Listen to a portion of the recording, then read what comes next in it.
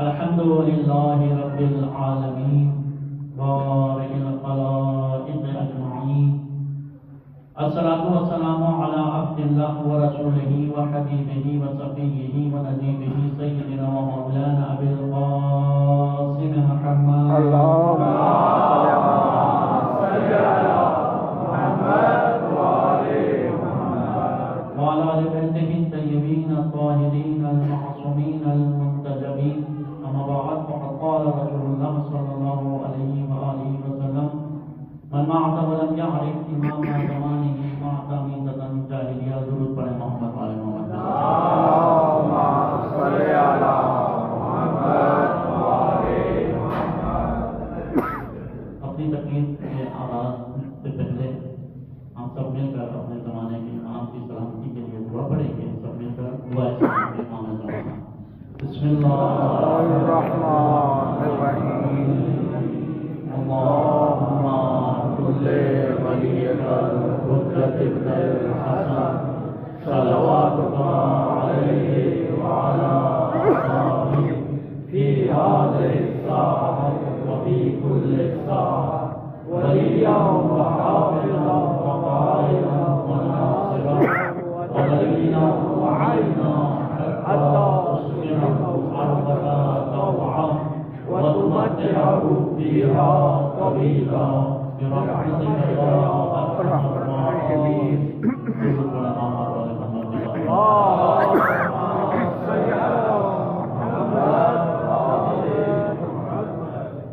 ماشاءاللہ. سب سے پہلے آپ تمام مومنین کی خدمت میں منجی بشریت امام عصر امام زمانہ عجل اللہ تعالی فرجہ شریف کی ولادت پر مبارکباد عرض کرتا ہوں. مومنین کرام، جیسے کہ کافی سارے مومنین نماز کے بعد سے یہاں پہ تشریف فرما ہیں اور کافی دیر سے یہ پروگرام جاری ہے. میں کوشش کروں گا زیادہ طول اپنی گفتگو کو نہ دوں، لیکن ایک پیغام جو ان ایام کا ہے اور اس پرنور محفل کا جو ایک پیغام ہے میلاد امام عصر رضی اللہ تعالیٰ عنہ شریف، وہ آپ کی خدمت میں پیش کروں ایک طالب علم کی حیثیت سے. تو امید ہے کہ آپ میرے ساتھ رہیں گے اور حاضر اپنی سماعت کو رکھیں گے. ایک مرتبہ اپنی آمادگی کے لیے بلند آواز سے درود پڑھیں محمد وعلی محمد.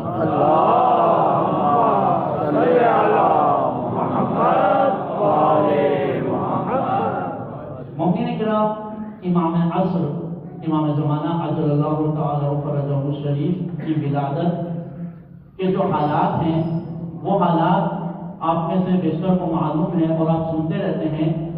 امام زمانہ کی ولادت کی جو شباہت ہے، مشابہت ہے، اور امام زمانہ کے بعد آنے والی نسلوں کی بھی جو مشابہت ہے، در حقیقت اگر ہم قرآن کی روح سے دیکھیں تو وہ بنی اسرائیل اور حضرت موسیٰ کے زمانے سے مشابہت ہے. جس طرح فرعون کو یہ بتایا گیا کہ ایک بچہ پیدا ہوگا، بنی اسرائیل میں ایک بچہ پیدا ہوگا جو بڑا ہو کر تمہاری سلطنت کو نابود کرے گا، اسی طرح رسول اللہ صلی اللہ علیہ وآلہ وسلم نے بھی اس امت کو یہ حدیثیں بتائی ہوئی تھی اور اس امت کی یہ حدیثیں سنی ہوئی تھی کہ اس امت کے اندر ایک ایسا امام پیدا ہوگا جو دنیا میں اسی طرح عدل قائم کر دے گا جس طرح یہ ظلم و جور سے بنے گا. لہذا جس طرح حضرت موسیٰ کی ولادت سے پہلے فرعون نے ظلم و ستم کا ایک بازار گرم کیا، جو بھی بنی اسرائیل میں بچہ پیدا ہوتا اس کا سر قلم کر دیا جاتا. اسی طرح بنو عباس کی حکومت میں امام زمانہ عجل اللہ تعالیٰ فرجہ شریف کی ولادت کو روکنے کے لیے بنو عباس نے یہ تمام کوششیں ایک طرح سے وہ تاریخ فرعون کی تاریخ دوبارہ دہرانا شروع کر دی. لیکن قرآن پڑھا ہے، قرآن آپ نے قرآن کے اندر یہ آیات پڑھی ہیں کہ جب اللہ کسی چیز کا ارادہ کر لے، جب اللہ کسی چیز کو کرنا چاہے تو پھر فرعون کے گھر کے اندر ہی موسیٰ کی ولادت ہو جائے. جب فرعون موسیٰ کی ولادت کو نہیں روک سکا اور بلکہ یہ ہوا کہ فرعون کے گھر میں موسیٰ پلے بڑھے، تو کیسے ہو سکتا تھا کہ امام زمانہ پیدا ہو اور یہ وقت کے فرعون امام لہٰذا حکمت خدا پھر سے جاری ہوئی اور حکمت خدا کے تحت امام کی ولادت ہوئی، اور اتنی سخت نگرانی میں، آپ کو معلوم ہے امام حسن عسکری علیہ السلام، امام کا نام عسکری، یہ امام کا لقب کیسے پڑا؟ کیونکہ امام کو عسکر میں رکھا گیا، عسکر فوجی چھاؤنی کہتے ہیں، جس کو کیمپ علاقہ ہوتا ہے۔ اسی طرح بنو عباس کی نظارت میں امام کو نظر بند رکھا گیا اور عسکر میں رکھا گیا، مسلسل عسکر میں رہنے کی وجہ سے امام کا لقب عسکری پڑ گیا، اتنی امام کے اوپر نظر دی۔ یہاں تک کہ تاریخ نے یہ لکھا ہے کہ یہ وہ واحد امام ہیں کہ جنہیں ظاہری طور پر کسی نے حج کرتے ہوئے نہیں دیکھا۔ امام حسن عسکری کو موقع نہیں ملا کیونکہ ظالم وقت نے امام پر اتنی کڑی نگاہ رکھی ہوئی تھی، اور پھر ایسے وقت میں پھر اللہ کی حکمت سے جناب نرجس خاتون کے ذریعے سے امام زمانہ عجل اللہ تعالی فرجہ شریف کی ولادت ہوئی، اور پھر امام کی ولادت کے بعد امام حسن عسکری نے اہتمام کیا، اپنے شیعوں کو، اپنے جو قریبی شیعہ تھے، معتقدین تھے، ان کو بلا کر امام زمانہ کے بارے میں امام نے آگاہی دی اور بتایا، اور یہ بتایا کہ میرے بعد میرا وارث، میرا جانشین یہ امام ہوگا۔ اور پھر 5 سال گزرے تھے کہ امام حسن عسکری علیہ السلام کو شہید کر دیا گیا، اور پھر امام زمانہ عجل اللہ تعالی فرجہ شریف کی غیبت کا، امامت کا آغاز ہوا۔ اور امامت کا آغاز کیسے ہوا کہ امام بنتے ہی غیبت کے اندر چلے گئے، اور یہ غیبت پھر امام کی 2 حصوں میں تقسیم ہو گئی، ایک غیبت صغریٰ اور پھر اس کے بعد غیبت کبریٰ۔ توجہ ہے آپ کی؟ ماشاءاللہ۔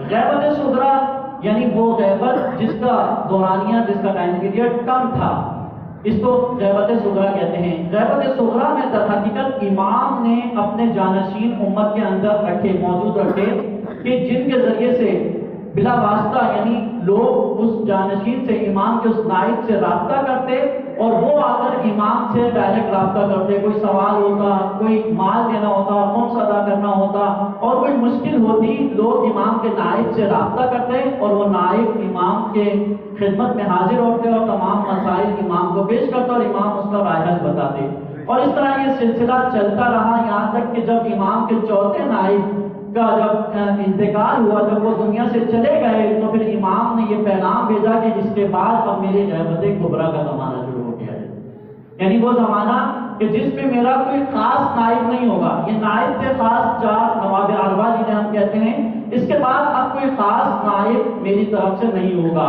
لیکن ایسا نہیں ہے کہ اب میری نائب ہی نہیں ہوگا، نیابت کا زمانہ ہی ختم ہو گیا، نہ، بلکہ اب خاص نیابت کا زمانہ ختم ہو گیا ہے، لیکن امام کا نائب عام تمہارے اندر موجود رہے گا۔ توجہ ہے آپ کی؟ ماشاءاللہ۔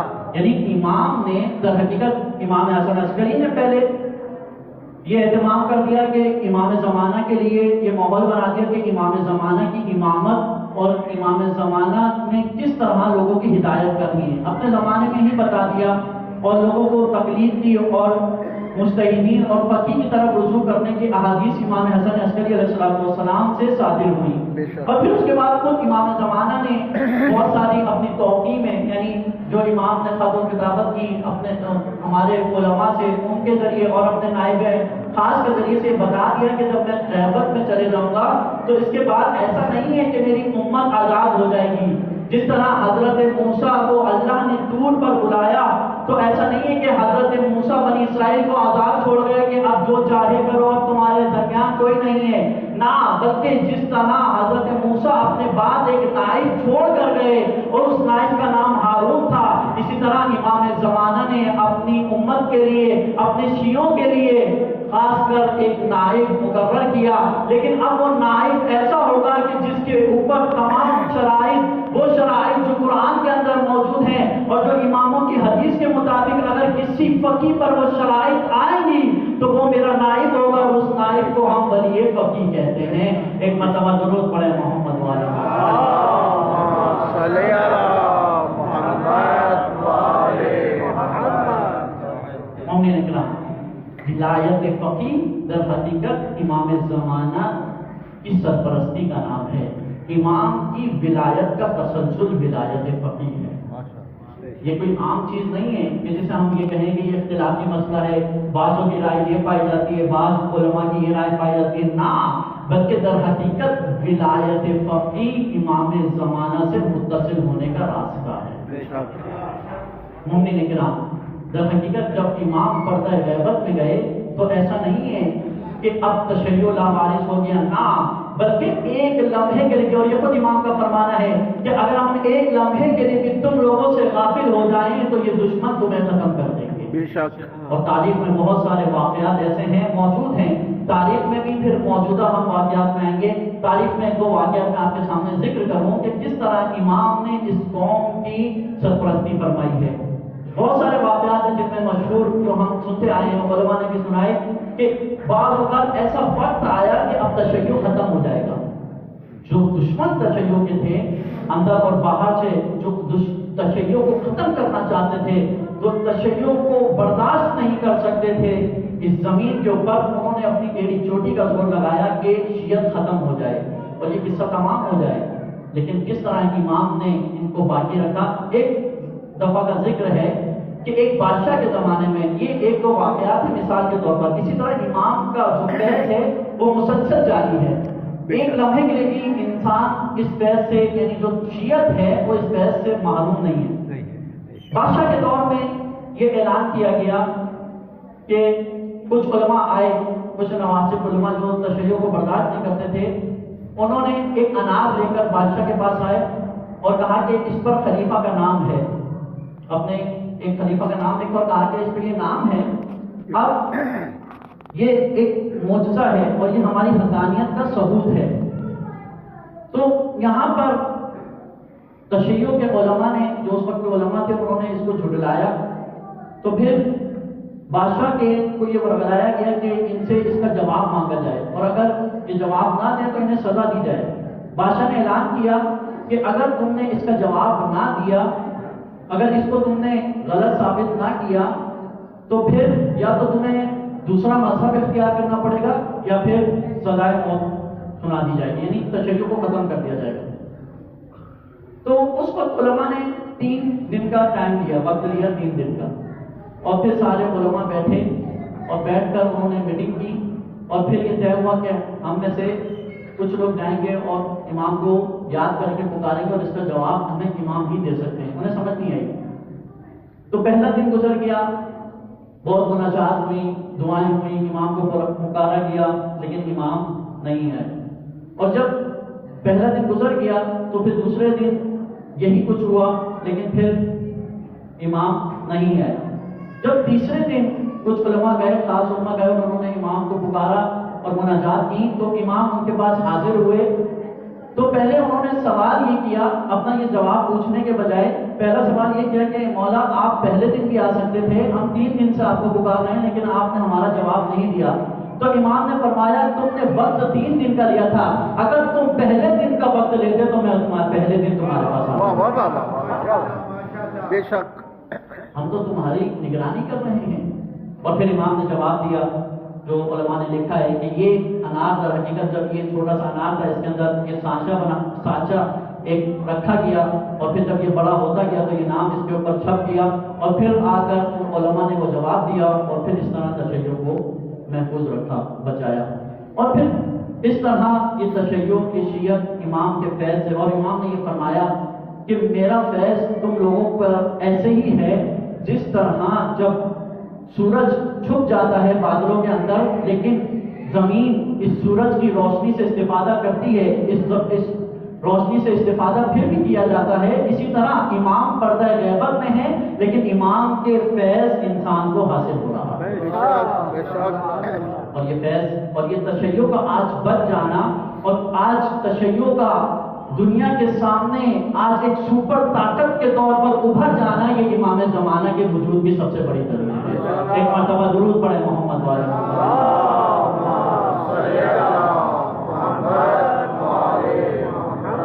مومنین اکرام، یہ جو آپ حالات دیکھ رہے ہیں، اور ابھی برادر یہ تذکرہ بھی کر رہے تھے، آپ کو 11 فروری کی دعوت بھی دے رہے تھے، انقلاب اسلامی کا دن۔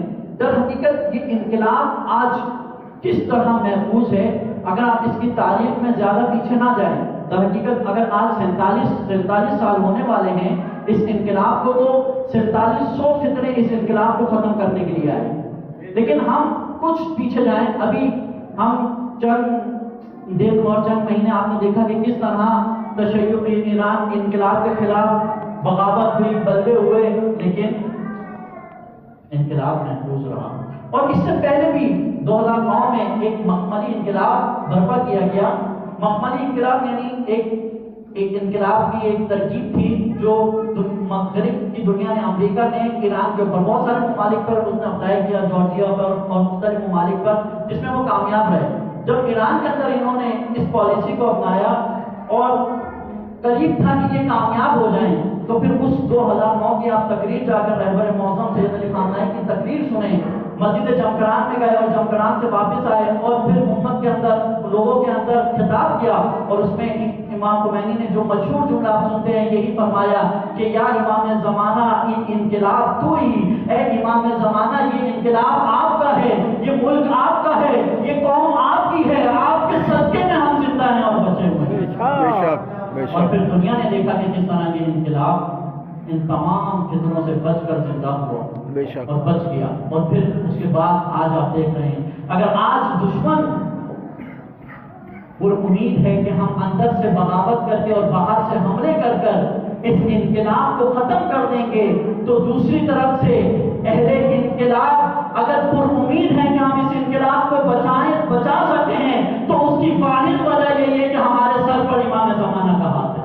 بے شک بے شک تائید امام زمانہ ہے ہمیں۔ اور مومنین کرام، یہ کوشش ان کی کیوں ہے کہ ہم اپنی جانیں تو دے دیں گے لیکن اس انقلاب پر آنچ نہیں آنے دیں گے، کیونکہ انہیں معلوم ہے کہ جب اس انقلاب کا آغاز امام خمینی نے کیا تھا تو یہی شعار دیا تھا کہ یہ انقلاب در حقیقت امام زمانہ کے ظہور کی زمینہ سازی ہے۔ بے شک اگر یہ انقلاب ختم ہو گیا خدا نخواستہ تو پھر امام کا ظہور بہت دور ہو جائے گا۔ اور یہ بات سمجھنے کے لیے انسان کو زیادہ فلسفہ پڑھنے کی ضرورت نہیں ہے، زیادہ غور و فکر کرنے کی ضرورت نہیں ہے، صرف انسان ان خبروں کو ہی دیکھے تو پتہ چل جاتا ہے۔ دشمن خود اعتراف کر رہا ہے کہ اگر ہماری ایران سے دشمنی ہے تو صرف اس وجہ سے کہ یہ امام مہدی کا انتظار کر رہے ہیں۔ امام مہدی یہ دشمن کا اعتراف ہے، محمد بن سلمان کا اعتراف ہے، یہ امریکہ کا جو ابھی نائب صدر ہے اس کا اعتراف ہے کہ در حقیقت یہ مہدویت کے قائل ہیں، ان کے مہدویت کے قائل ہونے کی وجہ سے ہم ان سے دشمنی رکھتے ہیں۔ کیوں؟ کیونکہ امریکہ بھی ایک دنیا کے اوپر حکومت چاہتا ہے اور تشیع مہدویت بھی در حقیقت پوری دنیا کے اوپر حکومت کرنے کا ایک نعرہ ہے۔ بے شک توجہ ہے آپ کی؟ یہ کوئی بہت سستی چیز نہیں ہے جس کا ہم عقیدہ رکھتے ہیں، بہت مہنگی چیزیں ہیں اور بہت اس کے لیے قربانیاں دی گئی ہیں، یہاں تک پہنچا ہے۔ مومنین کرام، آج اگر امریکہ پوری دنیا پر حکومت کر رہا ہے تو اس نے 3 چیزوں کے اوپر قبضہ کیا ہے۔ پہلی چیز سیاست، یعنی پوری دنیا پر ایک واحد سیاسی نظام ہو، یعنی جمہوریت کا نظام ہو، اور پوری دنیا پر انہوں نے اس نظام کو قائم کر دیا۔ دوسری چیز آپ نے دیکھا کہ آج ایک فائل کھلی ہے جس میں بہت ہی فحش قسم کا آج انکشاف ہوا کہ ہر دنیا کے ممالک کے لوگ اس کے اندر ملوث ہیں، پاکستان کے بھی ایک جماعت کے لوگ اس کے اندر ملوث ہیں۔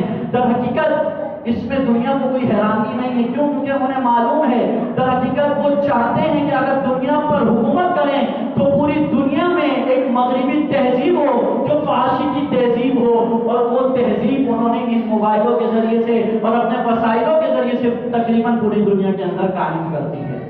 مغرب کی تہذیب پھیلا دی، جمہوریت کا نظام قائم کر دیا، اور تیسری چیز جس کے ذریعے سے پوری دنیا کو وہ کنٹرول کر رہے ہیں اور کرنا چاہتے ہیں، وہ اپنا ایک اقتصادی نظام بنانا چاہتے ہیں، یعنی سرمایہ دارانہ نظام، یعنی سودی نظام، کہ جس کے ذریعے سے امیر امیر سے امیر تر ہوتا جائے گا اور غریب غریب تر ہوتا جائے گا۔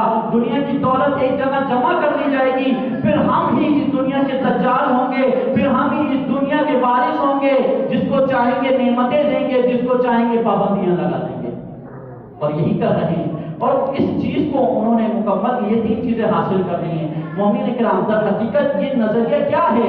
یہ نظریہ مہدویت ہے کہ اگر پوری دنیا پر ایک نظام، توحید کا نظام قائم ہو سکتا ہے تو اس کا ذریعہ یہ ہے کہ پوری دنیا پر نظام ولایت ہو، جس سیاسی نظام کا رسول اللہ نے اعلان غدیر میں کیا تھا، اس نظام کا نام نظام ولایت اور امامت ہے۔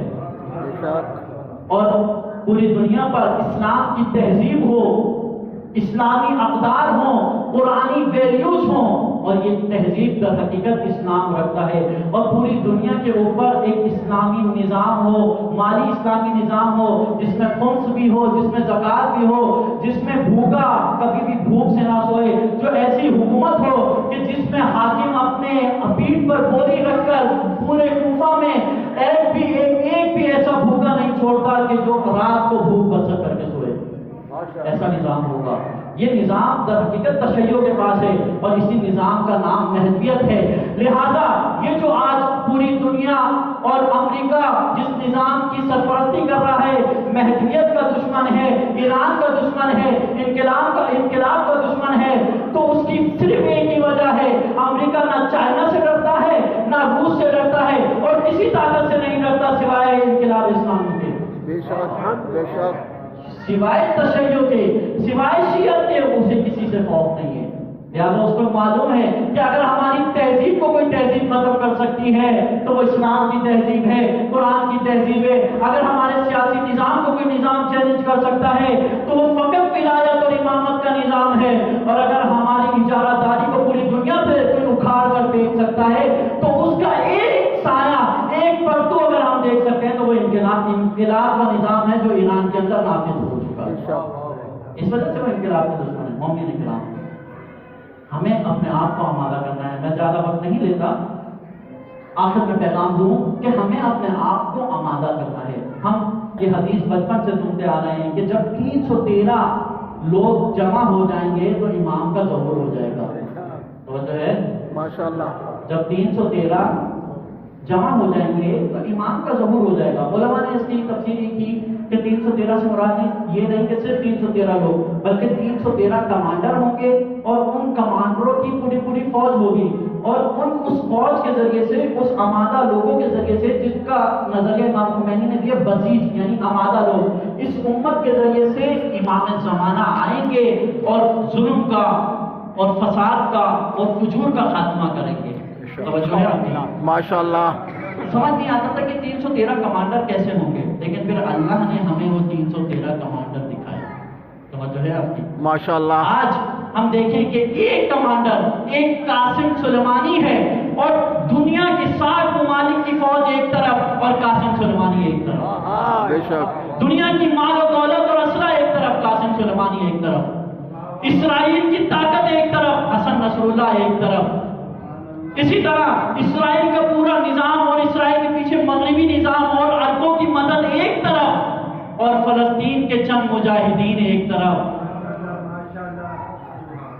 تو ہم نے دیکھا کہ ایک کمانڈر پوری دنیا سے لڑ رہا ہے۔ 313 کیا، صرف یہ 4-5 ہی ہمیں نظر آ رہے ہیں کہ جو یہ صلاحیت رکھتے ہیں کہ نظاموں سے ٹکرا جائیں، جو ظالموں سے ٹکرا جائیں۔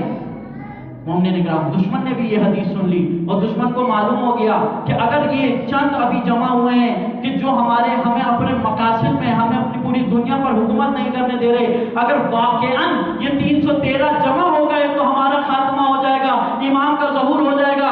لہذا انہوں نے چن کر 12 روزہ جنگ ہوئی، انہوں نے عوام کو زیادہ نہیں مارا بلکہ چن کر کمانڈروں کو مارا۔ کون سے کمانڈر؟ جنرل سلیمانی، جنرل باقری، یہ کوئی عام کمانڈر نہیں تھے۔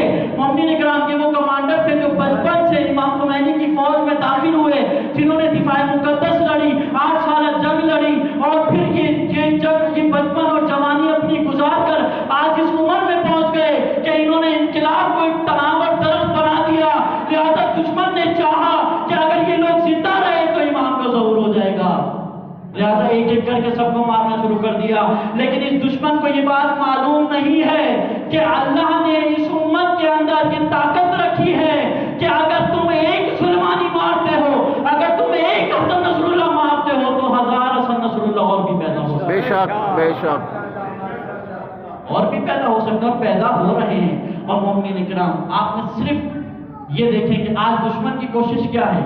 آج جو سب سے بڑا تھریٹ دے رہا ہے وہ یہ کہ ہم رہبر موسم کو شہید کر دیں گے، اور آرزو ہے ان کی۔ اور آج تشیع کے دشمن، آج ناسبی لوگ، تشیع سے نفرت کرنے والے، ان کی اپنی اس آرزو کی وجہ سے یہودیوں اور ان امریکیوں سے جا کر مل گئے ہیں، اپنی نمازوں میں دعا کر رہے ہیں کہ امریکہ حملہ کرے اور ان کا خاتمہ کرے. یہ ان کی آرزو ہے. کیوں؟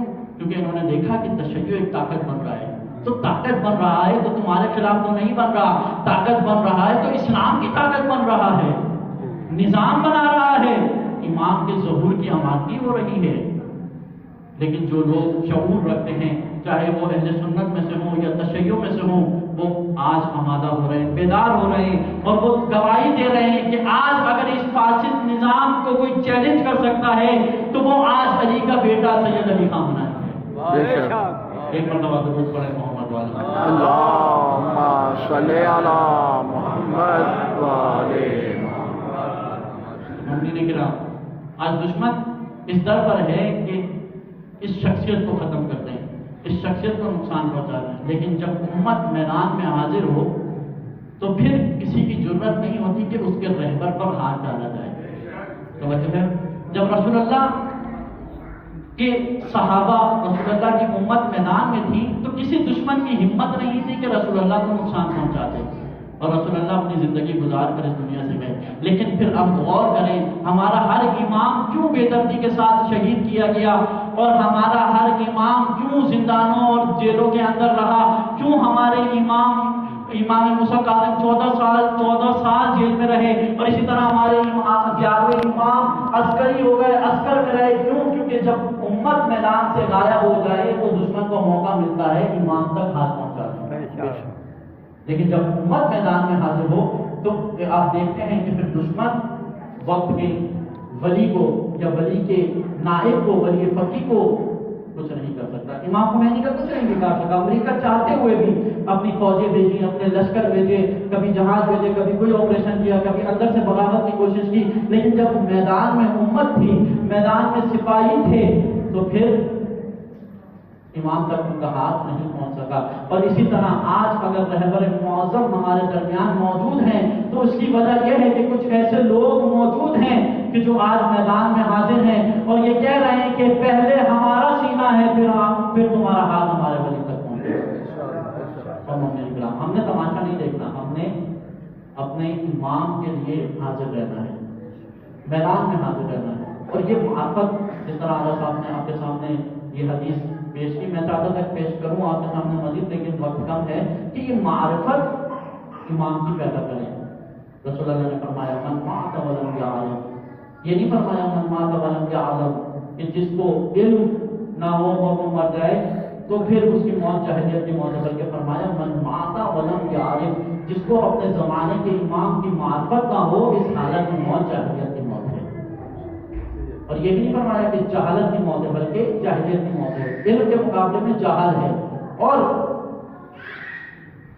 جاہلیت اسلام کے مقابلے میں ہے. یعنی اگر علم نہیں ہے تو جہالت ہے، اور اگر ہمیں امام کا علم ہے، امام کے بارے میں معلوم ہے، ان کے نام، ان کے والدہ کا نام، ان کی عمر ہمیں معلوم ہے، اور ابھی ہم دیکھتے ہیں کہ اگر آج امام کتنے سال کے ہو گئے، 255 ہجری میں امام پیدا ہوئے اور آج 1447 ہجری چل رہا ہے، تو اس لحاظ سے اگر آپ دیکھیں، خود ہی کیلکولیٹ کر لیں، کوئی 1100 کچھ سال بنتے ہیں، 1190 کے قریب کچھ سال بنتے ہیں، تو امام 1100 سال کے ہو گئے، تو بعض جگہوں پر 1100 پاؤنڈ کا کیک کاٹا جاتا ہے.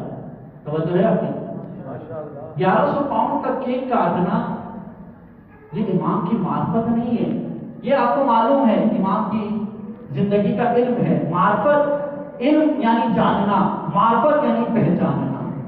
توجہ ہے؟ یعنی آج یہ معرفت کیا ہے؟ زمانے کے امام کی معرفت یہ ہے، خلاصہ کروں کہ جہاں امام تمہیں جس میدان میں دیکھنا چاہتے ہیں اس میدان میں حاضر رہنا اپنے زمانے کے امام کی معرفت ہے. یہ اپنے زمانے کے امام کی معرفت ہے. یہ اور یہ لمحہ فکریہ ہے کہ کیوں امام کو 1200 سال ہونے کو قریب ہیں لیکن امام ظہور نہیں کر رہے، کیونکہ ابھی ہم آمادہ نہیں ہیں. جب امت آمادہ ہو جائے گی، جب امام کے لیے امت تیار ہو جائے گی، پھر امام ظہور کریں گے، اور پھر انشاءاللہ پوری دنیا پر نظام ولایت اور امامت کا علم لہرائے گا، اور نظام ولایت اور امامت کی حکومت قائم ہوگی.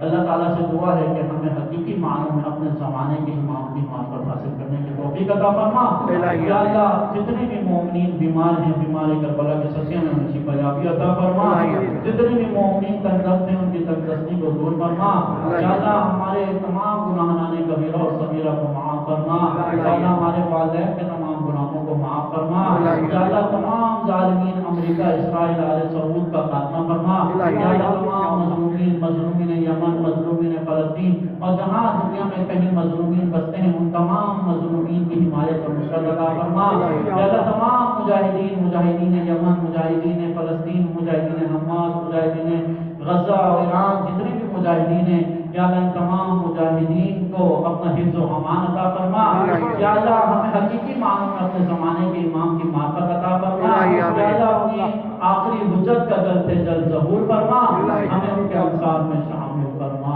ایک مرتبہ اپنی شرف و سلامتی کے لیے اور امام زمانہ کے جلد ظہور کے لیے بلند آواز سے درود پڑھے محمد علیہ محمد